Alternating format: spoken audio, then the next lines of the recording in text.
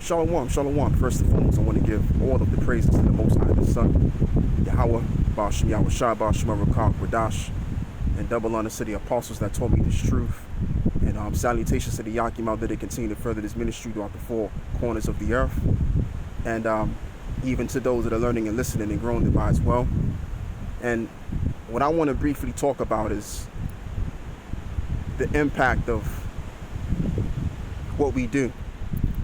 You know, and basically, there's a lot of brothers, there's a reasonable amount of brothers out there that's teaching the word of the Lord the correct way, in Great Millstone and not in Great Millstone. And, you know, we're all teaching the same things, obviously, because we were learned from the same, you know, group of men that have the complete truth. And the Spirit of the Lord has guided us to those men. And most importantly, within the doctrine that we teach, is we teach that this world is going to come to an end, and we teach that another world is going to come hereafter, which is our world. And that's something that's written in the Bible. And that world is the kingdom of heaven, our kingdom, our world, you know. And even though it's in the will of the Lord just wants us to do the work as it is written, as Yahawah told his disciples to go out and to teach.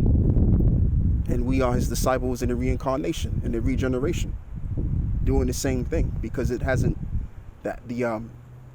how should I say this, man? The acts of the prophets haven't been ended yet. So what we're doing is we're continuing on where we left off at. All right? We're in an age and time where the books are now being opened again, because they were opened 2,000 years ago when Yahawah came on the scene and the likes, you know. But then eventually there came a time and a point where the books were ended, and now the books are opened again, because you have the prophets of the Lord. Lord willing, I'm one of those men. Okay, and we're teaching in the word, because what? As I've said, and I'll say it again, because the books are open. And in the book, as I want to get to the point I'm dealing with now, is the fact that we know that Esau is going into slavery. We know that all of these other nations are going into slavery. We know, as I'm going to say again, that this world is going to come to an abrupt end. And by us teaching it, now getting to the point, is actually making an impact. All right? Because what did Yahawah tell the disciples? Let's read it. This is Matthew 17, verse 19. Then came the disciples unto Yahawah apart and said, why could not we cast them out? And Yahawah said unto them, because of your unbelief. For verily I say unto you, if you have faith as the grain of a mustard seed, ye shall say unto this mountain, remove hence to yonder place, and it shall remove, and nothing shall be impossible unto you. And howbeit this kind goeth not out but by prayer and fasting. And that's what we do, some of us pray as well as we fast.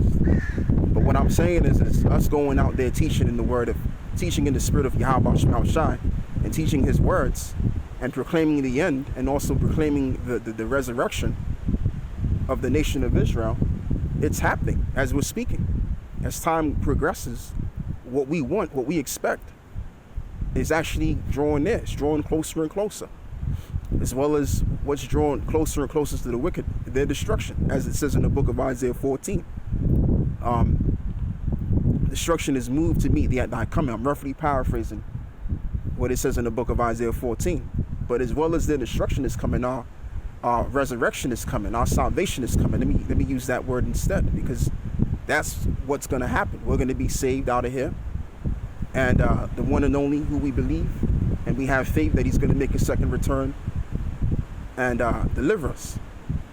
All right?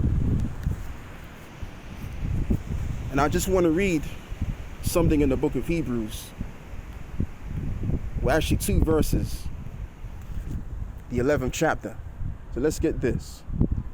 It says, now faith is the substance of things hoped for, the evidence of things not seen. And yet we don't see everything exactly what the Lord said he was going to do, but we believe it. We don't see how the Lord is going to, you know, like literally, we don't see him physically doing A, B, and C with the angels and moving men to fulfill his will. We don't see that. We're just going based off faith of what we don't see. All we got to go with is the Bible, because the scriptures gives us the knowledge and understanding of what is and what is forth to come. So we just go based off of that. And that's a good thing, because everything that is written therein will come in effect, as it is written in the book of Isaiah 55 verse 11. So shall my word be that go forth out of my mouth, it shall not return unto me void. So the prophecies are going to speak regardless whether we believe on those words or not. But what I am saying, once again, is by us teaching and by us praying and fasting of what we expect of the scriptures, it's happening. Okay? It's making an impact. So I want to jump down to verse 30. And this video is quite similar to the video that the elder apostle Gabar did concerning faith, which I did check that video a little bit. I'll watch the rest of it when I get back to my place. So anyway, let's read this. It says, by faith, the walls of Jericho fell down, and after they were compassed about 7 days. Exactly. Now you can read the story on that, but I'm not going to go. Salakia, I could read the story on that, but I'm not going to do that, because I got to prepare for camp. So I want to just keep this real short. But anyway, dealing with the walls of Jericho, our ancestors at the time, they stood against the walls of Jericho, passed it about, as it reads. It says, by faith the walls of Jericho fell down. I'm going to read it again. After they were compassed about 7 days. So they were shouting and blowing the horns. And then eventually the wall came apart. So what do we believe? We believe that Esau's world is going to crumble apart. So by us believing in that, which is going to happen, which is by his will, the Father's will, this mountain will move there or yonder. And sometimes in the scriptures, the term mountain is symbolic for a kingdom. And this is a kingdom we're under. We're under Esau's kingdom, which is all hell. So we have no choice but to believe in the idea of the Lord coming back and destroying this place. Okay?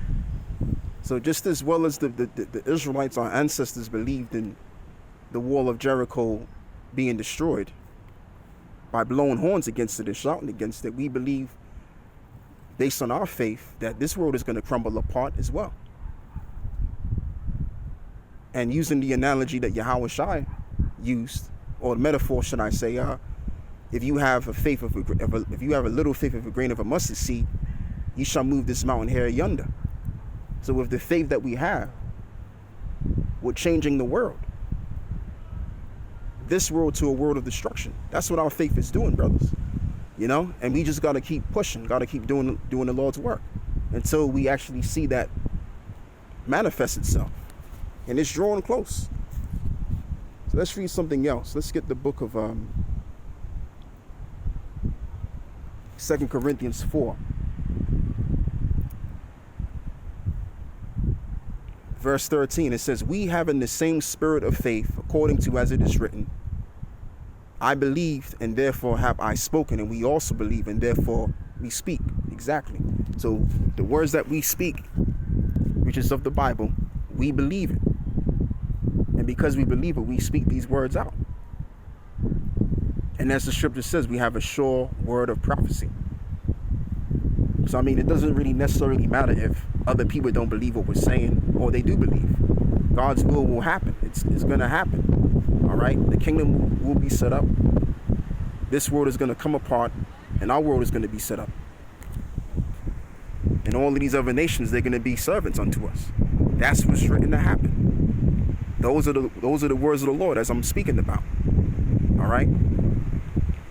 So going back to the point, we just got to continue to believe and have faith, because our faith is making an impact of this world and is moving this world to a time of destruction. All right? In the time of our kingdom being set up, which who's going to bring our kingdom? Yahawashi. So it's drawing him near, if you understand what I'm saying. So anyway, that's all I got to say. Didn't want to make this too lengthy. Just make it real quick. Gotta prepare for camp. So with that, I say shalom.